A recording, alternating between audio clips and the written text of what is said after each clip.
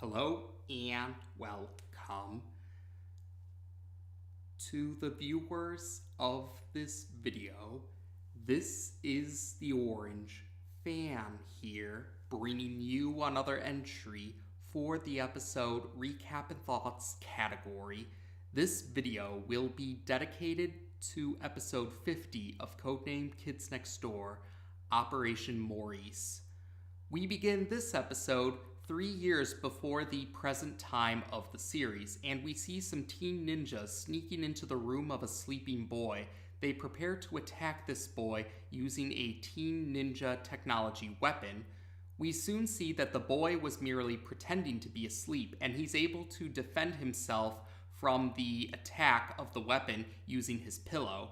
We also see that the boy is not alone. Number 5 and number 11 ambush the teen ninjas. We also see that number 11 is wearing the hat that number 5 will eventually wear in the present day of the series. 2 more kids join the ambush. They're twin boys, each wearing a hoodie.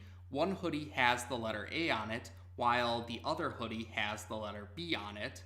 The teen ninjas are surprised that the kids next door have anticipated their arrival, but they still try to fight back.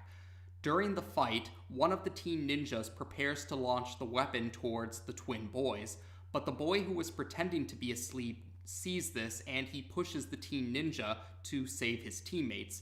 Unfortunately, the weapon's attack still hits the general area that the twin boys are in. The teen ninjas retreat after this, but they accidentally leave behind one of their weapons while they escape, and after they escape, more Kids Next Door operatives enter the room.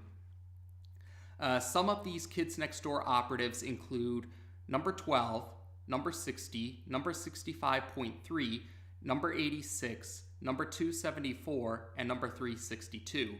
Eventually, the supreme leader of the Kids Next Door organization at this point in time, number 100, enters the room. Number 100 calls the boy who was pretending to be asleep number 9, and he requests a status report from number 9. Number 9 confirms that they were successful in acquiring a Chickenpox gun from the teen ninjas, but unfortunately, number 8A and number 8B were hit by the attack, even though they weren't directly hit by the Chickenpox gun. And number 86 does confirm that, unfortunately, number 8A and number 8B do have Chickenpox, even though they weren't directly hit by the Chickenpox gun. Number 100 simply tells the Sector V operatives that they did their best, but number 11 admits that their best wasn't good enough, and number 100 does acknowledge that kids will be doomed if they don't find the teen ninja's source for Chickenpox. At one point during the fight, number 11 lost her hat, or her hat fell off her head during the fight, so number 5 picks up the hat and tries to give it back to her older sister. But number 11 decides number 5 should have the hat now, and she praises her younger sister for a job well done on her second mission in the Kids Next Door organization. Number 11 also says that she will take responsibility for how this mission unfolded, since she is the current leader of the Sector V operatives. Or yes, she is the leader of Sector V at this point in time. But number 9 insists that he should be the one who takes responsibility for this mission, since he was the one who planned this mission. And he's about to give a speech, but then he's interrupted when his mom enters the room. His mom calls him by his real name, Maurice, and Maurice's mom offers everyone some cookies, but number 9 says that he's in the middle of a life-defining speech. So Maurice's mom simply says that she will leave the cookies on the kitchen counter for everyone for later. So number 9 lost his train of thought, but number 5 and number 11 refresh his memory that he was giving a life-defining speech about the source of Chickenpox, the teen ninja's source of Chickenpox. So with his memory refreshed, number 9 continues and finishes his life-defining speech about how he won't rest until he finds and destroys the teen ninja source for Chickenpox.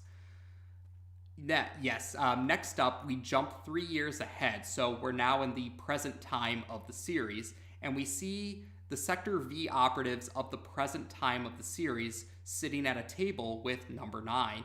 We find out that number 9 actually is still a Sector V operative, but we haven't seen him before because he went off alone for 3 years trying to find the Teen Ninja's source for Chickenpox, and number 9 is disappointed that he still couldn't complete his promise from his life-defining speech after 3 years. The Sector V operatives that we've been following throughout the series try to assure number 9 that he still managed to find out that the Teen Ninja source for Chickenpox comes from an island, but number 9 admits that this is an uncharted island that they don't know the exact location to. Eventually, though, number 86 arrives at the table and she places a birthday cake on the table. There are candles shaped like the number 13 on this cake, and number 86 sadly says that she doesn't mean to interrupt, but it's time for Maurice to blow out the candles of this cake. We then see that the Sector V operatives and number 86 are all in a chamber where all of the Kids Next Door organization members have gathered. Number 9 stands up and he wishes to address all of the Kids Next Door operatives. He says that it's been an honor to work side by side with them during his time in the Kids Next Door organization, and they've all done a great job holding up what's important for the organization. He wants to thank them, too, for all the fond memories he has in the Kids Next Door organization, and he says he wishes he could remember them all. But unfortunately, decommissioning means that his memories of his time as a Kids Next Door operative will be erased. So, with the time he has left in the organization, he wants to give his thanks once again. Yes, he gives his thanks for everything that they've done, not just for the Kids Next Door organization, but all the good memories they gave him, or have for what little time he has these memories anyway. And we do see that the other Kids Next Door organization members are very sad to see number 9 go. Number 60 and number 362, we get to see number 60 and number 362's faces, and they're very sad to see that number 9 will be decommissioned soon. And yes, number 9 finishes his speech by saying the Kids Next Door rules. And then number 86 sadly tells number 9 that it's time for him to blow out the candles. Number 9 does so, and number 86 says happy birthday to Maurice, but her tone of voice shows that it's not happiness that she feels. With dignity, number 9 enters the decommissioning chamber, and with a sad look on her face, number 86 activates the process. We hear number 9 yell in despair, but then after the process ends, number 9 emerges from the chamber with simply inquiring if anyone knows where he can get chips and salsa. Number 5 offers to take number 9 home. So number 5 and Maurice leave, and number 86 dismisses the Kids Next Door operatives. An unspecified amount of time passes, and we see the Sector V operatives we've been following throughout the series. They're back in their treehouse now. And number 3 inquires number 5 about if she has any ideas for any presents she might want for her birthday, which is happening next week. But number 5 says she doesn't want anything. Number 3 is surprised to see this, or hear this. Yes, number 3 is surprised to hear this, but she keeps pushing the topic, and eventually number 5 snaps at number 3 to shut up. But she quickly apologizes when she sees that she hurt number 3's feelings, and admits that she's just not really in the mood for her birthday because she's still feeling, sad over Maurice's decommissioning, and it reminds her that no matter how hard the Kids Next Door operatives work, they will eventually become teenagers and be decommissioned. In worst cases, they may even turn against the organization. And number 5 admits that she's worried about Maurice becoming a member of the Teen Ninjas. So number 1 responds that they could try and protect Maurice. He clarifies that they could monitor Maurice 24/7 to ensure that the Teen Ninjas don't recruit him to join their ranks. That this is breaking the rules because the Kids Next Door organization mandates that decommissioned operatives live out their lives without interference from the organization. But number 4 thinks that they shouldn't take that rule into consideration because Maurice is their friend. So the Sector V operatives do agree to break this rule for Maurice's sake, or to protect Maurice and prevent him from becoming an enemy. Next up, we head to Maurice's house, and we hear Maurice's mom yelling at him to take out the trash, and he does so while grumbling. We see that number 4 and number 5 are hiding in bushes across the street. Number 1, number 2, and number 3 are in a 2x4 technology vehicle, but we don't see the location of this vehicle. Not yet, anyway. So eventually, number 4 and number 5 notice a teen girl in a cheerleader outfit approaching Maurice and beginning to talk to him. Number 5 does not like this, but number 4 doesn't see what the problem is. But then number 4 figures that number 5 must be jealous. Number 5 tries to deny it, but she's interrupted when her older sister Cree attacks them. Cree simply mocks number 5's denial and says that there's no way that Maurice would have feelings for number 5 anyway. We then see more teen ninjas arrive to attack number 4 and number 5. That's when number 1, number 2, and number 3 reveal their 2x4 technology vehicle. It's shaped like a bug, and it was underground this whole time. The vehicle is actually called the Underpound. So the Sector V operatives prepare to fight Kree and the teen ninjas. Then we cut to the conversation between Maurice and the cheerleader. Later on in the episode, we find out that the cheerleader's name is Stacy. So Stacy is trying to invite Maurice to join a pep rally that the teens will be going to. But Maurice gets distracted when he notices the Sector V operatives and the teen ninjas fighting, and he's wondering what's going on. Stacy tries to pass it off as a very patriotic state fair when he sees all the explosions. And Maurice seems to buy this explanation, and he agrees to go to the pep rally. Stacy then contacts Kree and some other teen ninjas to move on with the next plan, or the next phase of their plan. So Kree and some other teen ninjas arrive in a van while the Sector V operatives are distracted by the other teen ninjas. And then they have, Stacy and Maurice get into the van and they try to drive off. Number 5 sees this and she tries to chase after them. Kree notices her younger sister chasing after them, and she orders the teen ninja driving to activate the flight mode of the van.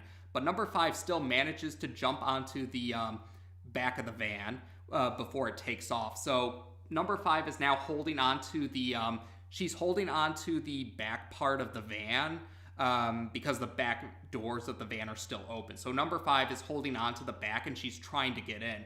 But Kree has a Chickenpox gun, and she prepares to launch it towards her younger sister.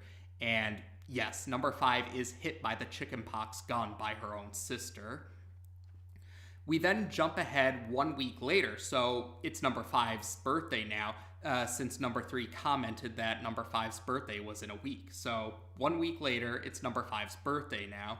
So we see several teen ninjas there are many teen ninjas that are all gathered on many different boats out in the middle of the ocean, and they're on their way somewhere. They're also like partying.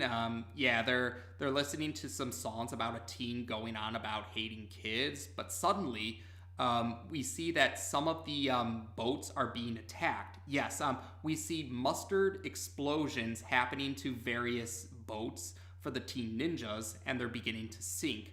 Eventually, the giant boat, the biggest boat among the group is also attacked, and we see that number 5 is the one responsible for this attack. She's covering her face right now, so we don't get a clear look at her face, but eventually number 5 does find one of the teen ninjas that were controlling the biggest of the teen ninja boats, and she demands to know where Maurice is and where Kree is because she wants to pay Kree back for giving her chickenpox.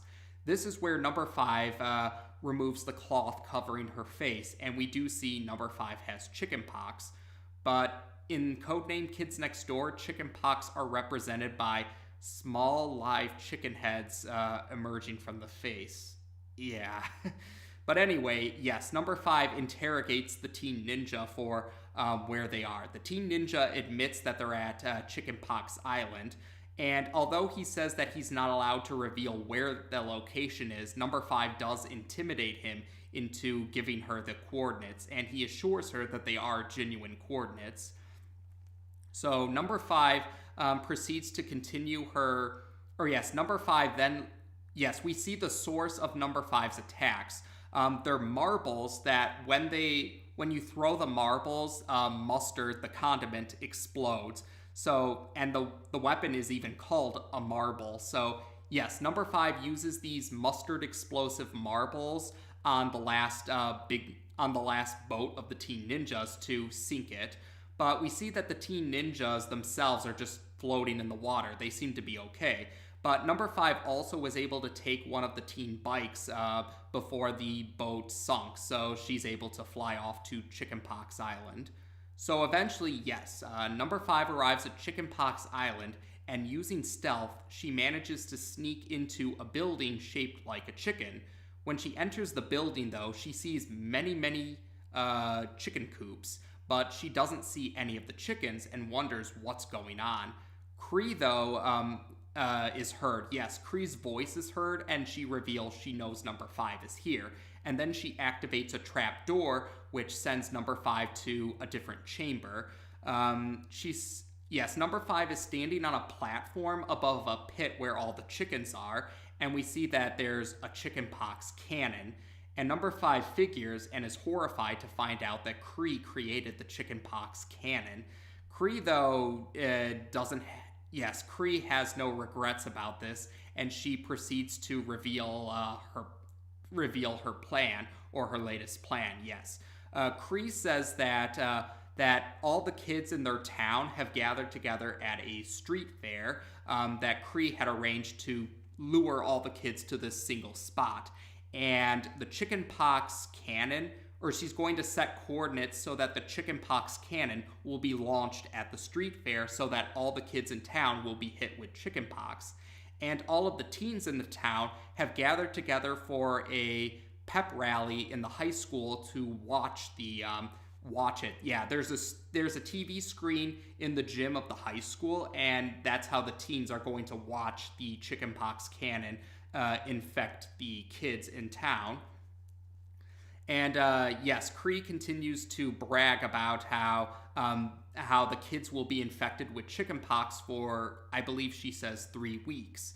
And she and the other teens are going to relish these 3 weeks while they can. But Number 5 says she can't let Cree do this because she promised Maurice that she and her teammates would finish what he started. So Number 5 is able to defeat the teen ninjas that captured her when she fell through the trapdoor, and those teen ninjas are now trapped in the pit where the chickens are.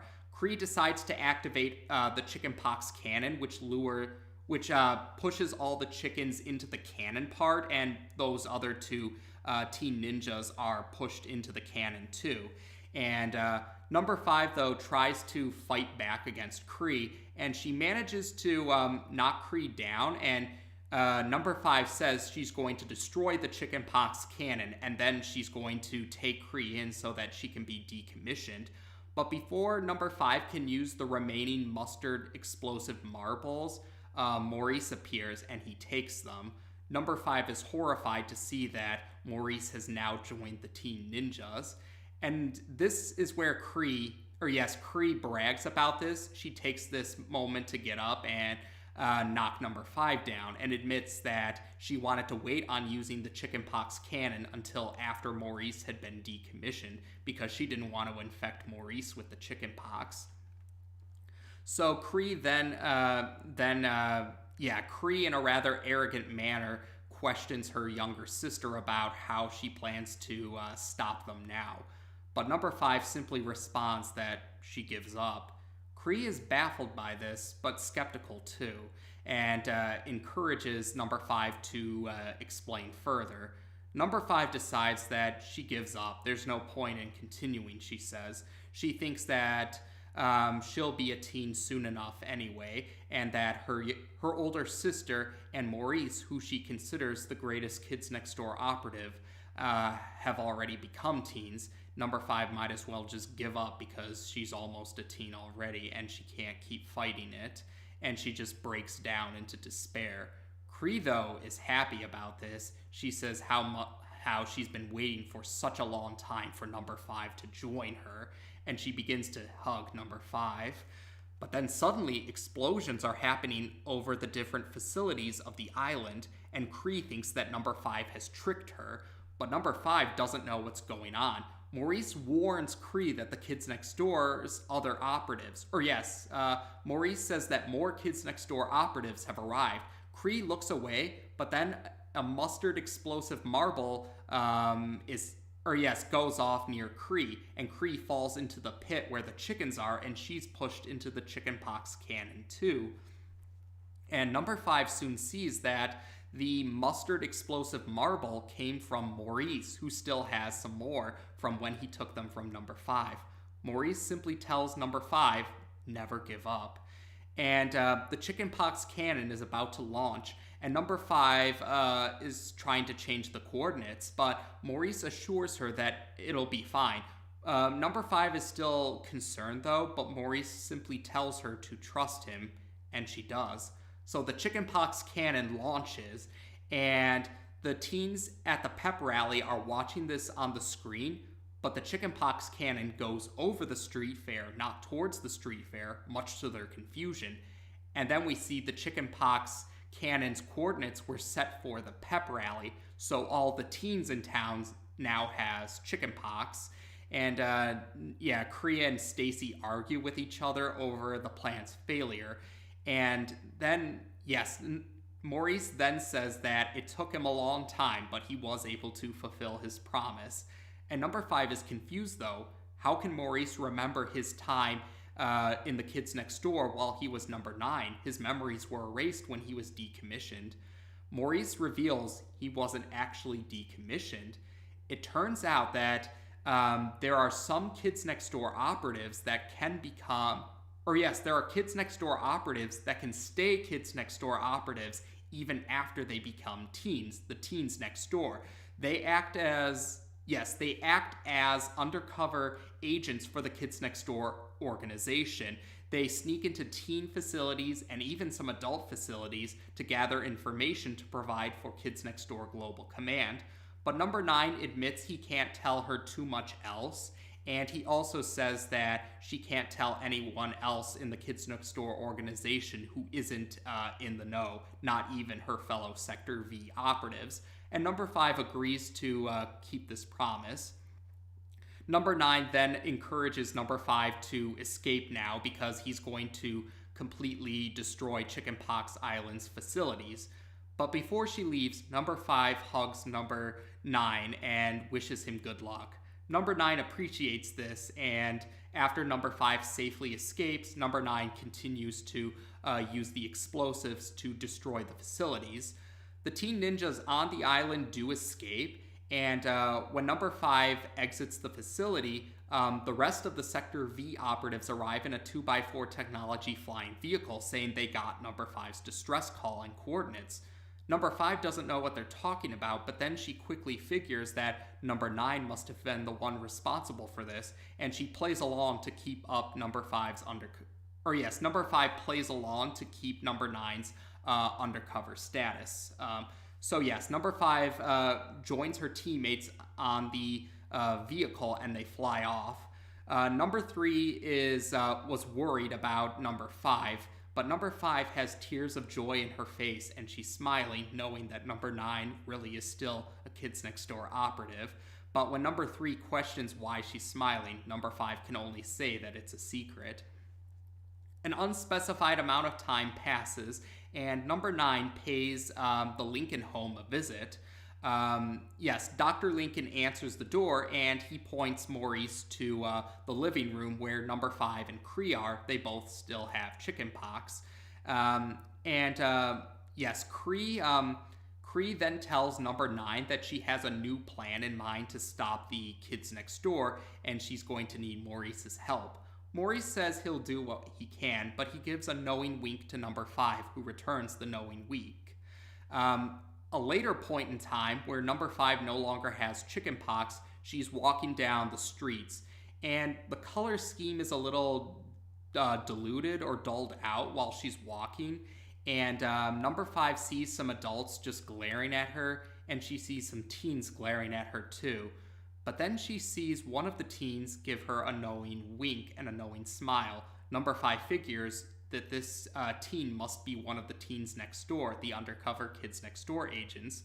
So number 5 walks down the road, and oh yes, that teen also, the color scheme or the color palette of that teen wasn't diluted or dulled out, as another hint about them being a Teens Next Door operative. But while number 5 is walking down the street, we see 2 adults that also don't have diluted or dulled out color schemes, and that's how we end this episode. So there you go. This was the 4th and last full episode of Season 4, and this is what I would call the heavy hitter episode of Season 4. I have mentioned before in the recap and thoughts video for Operation Graduates that I consider the heavy hitter episodes of Codename Kids Next Door to be a full episode from each season of Codename Kids Next Door that each have an important, or they play an important role in the grand scheme of the storyline for Codename Kids Next Door. And I did mention that Season 3 and Season 4 are the only seasons where the heavy hitter episodes aren't the season finales. So yes, I would say Season 4 is, Season 4's heavy hitter episode would be Operation Maurice. This episode features Cree as the main villain, and she's one of the main villains of the series overall. And this episode is also important because it reveals something very important.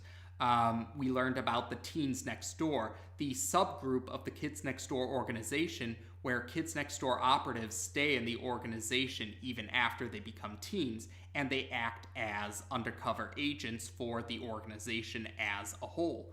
And yes, this was a very big revelation. Tom Warburton did comment on one of his blog posts that he's very familiar with how many fans were not happy with the decommissioning process, and how some fans felt that the decommissioning process led to an example of create your own villain, like we saw with number 274, or the fact that number 274 tried to avoid decommissioning and he ended up becoming one of the Kids Next Door's greatest villains, like we saw in Operation End. And yes, we also saw how other Kids Next Door operatives, like number 12, number 12 ended up betraying the Kids Next Door in Operation Slumber because she was almost a teen and she decided might as well just get it over with, was her reasoning. And yes, I did mention in the recap, number 12 was one of the Kids Next Door operatives featured in the flashback scene at the beginning of this episode. But yes, we see number 9 was different from other Kids Next Door operatives.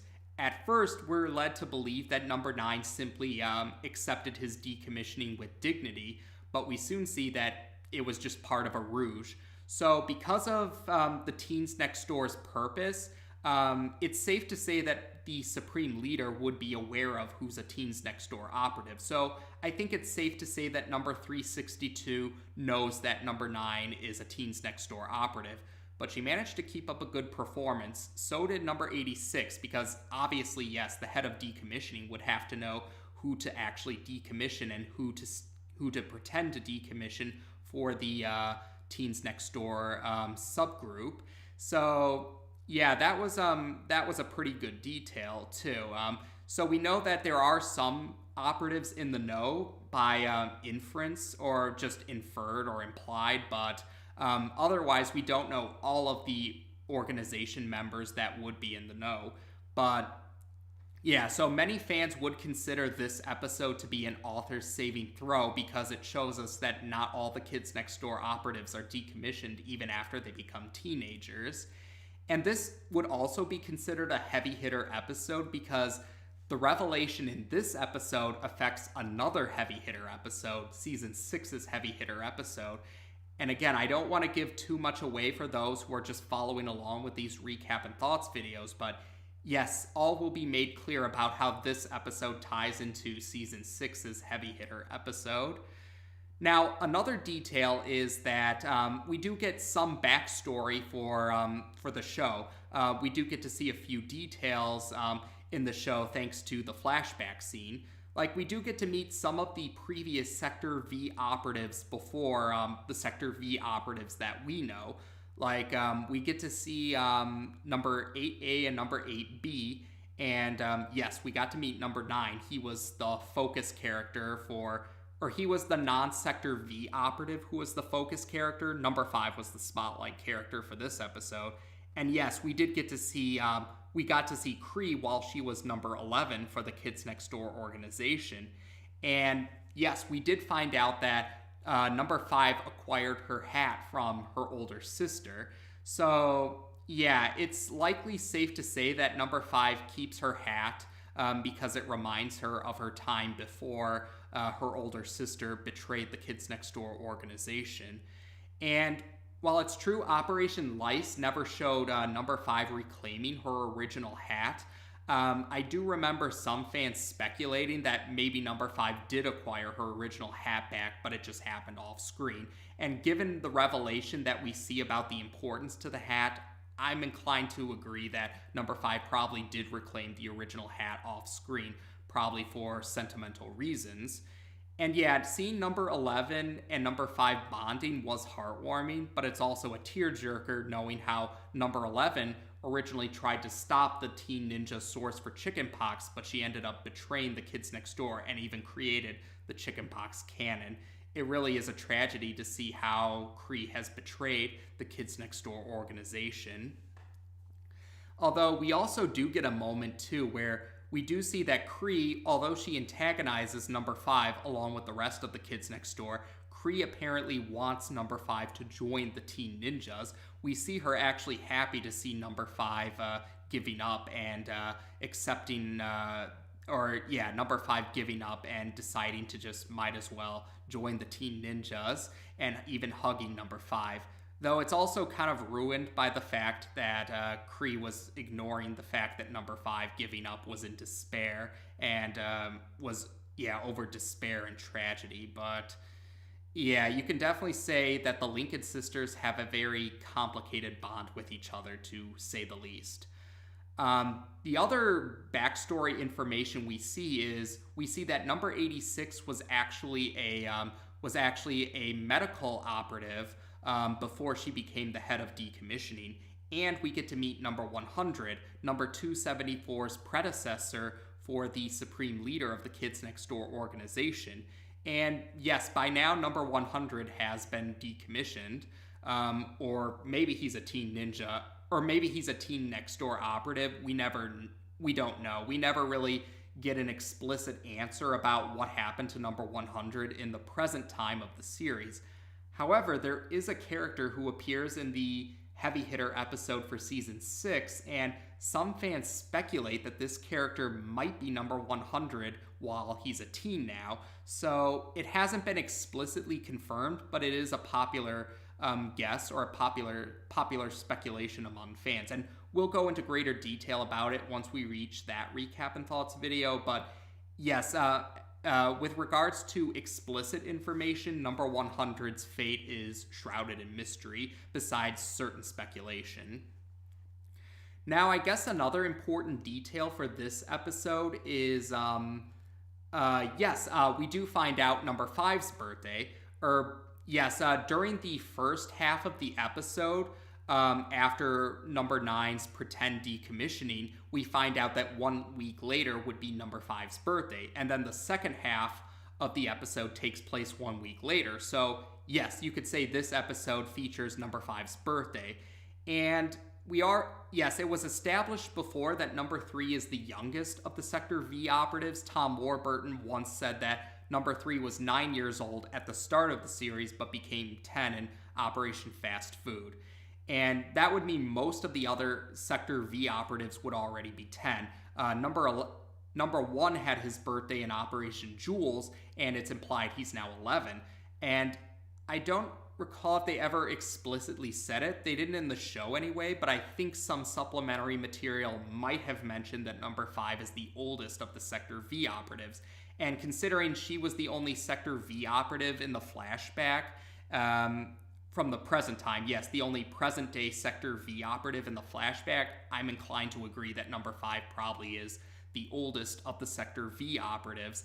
And considering her birthday happened, and number 1 is said to have implied to have his 11th birthday in Operation Jules, because he was already 10. Number 3 was the only one who turned 10 for her birthday. I think, yes, number 5 might actually have been 11 for most of the series and may now be 12 years old. And that actually does help to highlight number 5's feelings of despair, because number 5 was feeling despair over her birthday because number 9's decommissioning, or what she thought was number 9's decommissioning. And if she were turning 12 years old, that means she only had one more year before she would be decommissioned that she was aware of. So yes, that actually would help to highlight why number 5 would be in despair, not just for losing a good friend, or she thought she lost a good friend with his memories erased, but yes, she would be closer to becoming a teen, very close in fact. So it's definitely understandable, but it's also heartwarming how number 5 now sees that her friend number 9 really did stay in the organization. And number 9 did comment that number 5 could become a Teens Next Door operative if she, in his words, played her cards right. So that does give hope. So I guess the other big detail is this episode was inspired by M.A.U.R.I.C.E, the co-head writer alongside Tom Warburton himself for the first 4 seasons of the series. M.A.U.R.I.C.E, during the 4th season, or over the course of the series run, M.A.U.R.I.C.E was working on kids' books, and he was planning to become an author for kids' books. During the time of season 4's production, a publisher had accepted one of his books. So M.A.U.R.I.C.E had announced that after the 4th season, he would leave the show to pursue his career with making kids' books. So this episode was created to be sort of an acknowledgement of that, sort of a way to give M.A.U.R.I.C.E his send-off, because Mo is a nickname for Maurice, so number 9 is named after M.A.U.R.I.C.E. And yes, this episode was meant to be a send-off to him, and the fact that Maurice stayed a Kids Next Door operative even after he became a teen is also heartwarming, because while M.A.U.R.I.C.E left the show for the most part, he still would come back for the TV movie. Yes, he did return to co-write the TV movie, so he still was involved with the show even when he wasn't with it for a regular basis. And Mo Willems also played an important role in season 6's heavy hitter episode, which ties into the events of this episode. So again, I don't want to give too much away, but yes, Mo Willems still helped out with the show even after he wasn't a regular crew member for the show. But yes, that was pretty heartwarming to see that this was their way to pay tribute to Mo Willems. He still does work on the other season 4 entries in the series, but yes, starting in season 5, a new co-head writer helps Tom Warburton out with the last 2 seasons, season 5 and season 6.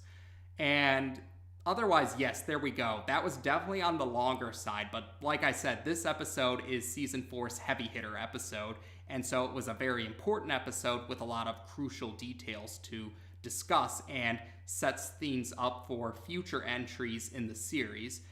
And with regards to Maurice himself, he does end up having at least 2 more appearances, a cameo appearance in season 5, and he does have an appearance in season 6. I do admit it would have been nice if Maurice had more appearances, so we could see more of him helping the kids next door undercover. And some fans said that Maurice would have made a great good counterpart to Chad, number 274. But otherwise, yes, this was still definitely a strong episode, filled with a lot of good moments, details about the past of the show, and an author's saving throw for many fans, and a new fan favorite character in number 9, aka Maurice. But otherwise, yes, there we go. So as of this video, we've now discussed episode 50 of Codename Kids Next Door on this channel. Take care, and until next time,